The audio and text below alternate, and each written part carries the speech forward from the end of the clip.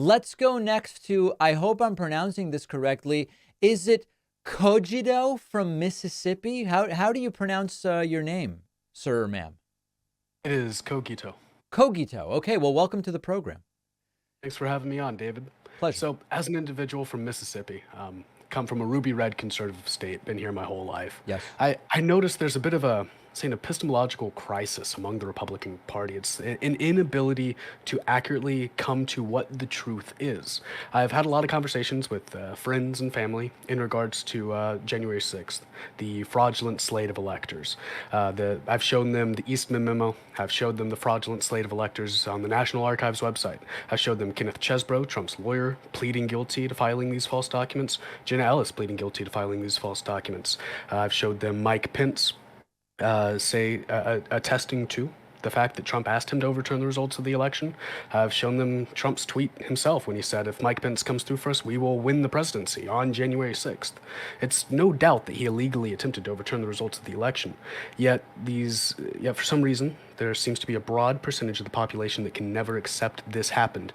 And in the condition that it did happen, would support it regardless because it's not democracy they value. Yes. What are we to do in this scenario? How do you converse with these people? I hate to say it's to a point where it's impossible to change minds, but it sort of appears that way. Yeah, there's two answers to this. There's what do you do on a personal level if you just want to converse with an individual to change their mind?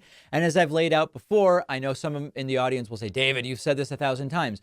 You ask questions. How did they come to their beliefs? What beliefs, what facts would change their minds if they were to be presented? Socratic method of questioning, empathetic listening, all of those things. That's at the individual level. Separately, there's the question of what can we do at a population level to deprogram some of these folks such that it will make an electoral difference. I think it's a lost cause from a practical perspective because we only have 50 to 60% voter turnout. We are way better off, and people like Rachel Bidikofer and other forecasters and political analysts, they all essentially agree with me that as an electoral strategy, sitting around trying to convert people like the ones you're talking about is an inferior strategy to just trying to identify folks who already sort of agree with us but don't plan to vote and explaining to them why it's so critical and important that they do choose to vote. So there's the individual question, more about personal choice and personal interactions. There's the electoral strategy part of it. Unfortunately, I think on electoral strategy, as far as 2024 is concerned, we've just got to go around these people and win despite their presence rather than trying to convince them otherwise, because it's going to be very difficult.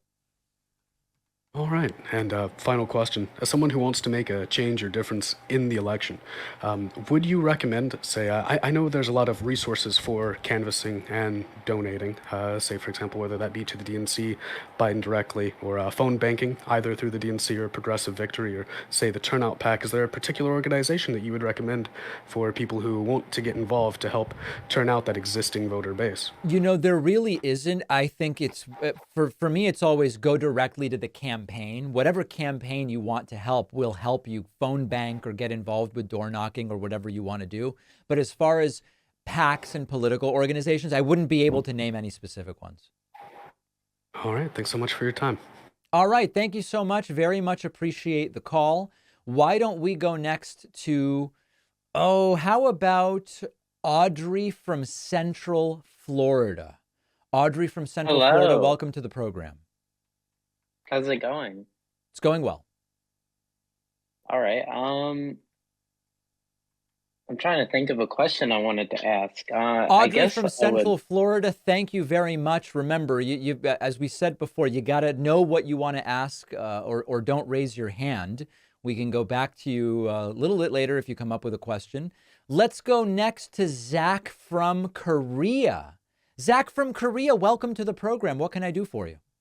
Yeah, hi David, can you hear me? Yes, I can. Excuse me. Yeah, in fact, I'm actually also calling from Central Florida as well, but have spent about 10 years in Korea recently. Interesting. And I thought I might bring it up because I thought it was quite interesting that it's not been an issue at all as of late.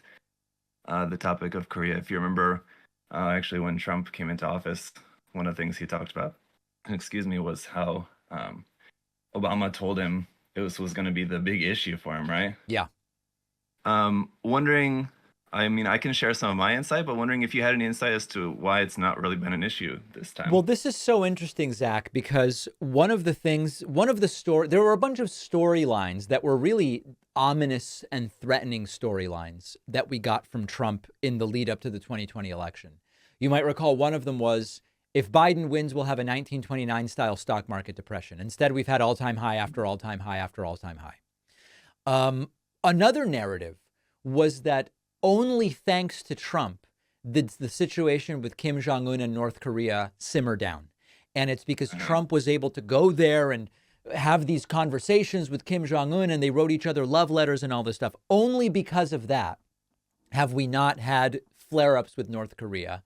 And under Biden, it'll be a disaster. And in fact, it's been quite the opposite. It's been one of the calmest periods when it comes to North Korean belligerence that we've had in a long time under President Joe Biden. So I don't necessarily have an explanation for it. A lot of what the cycle, I'm curious to hear from you, but it seems to have a sort of cyclical nature with North Korean leadership, where depending on how bad famine gets, or depending on what's going on globally, there's flare-ups, and then we give them food aid, and then they kind of back off of their belligerence a little bit.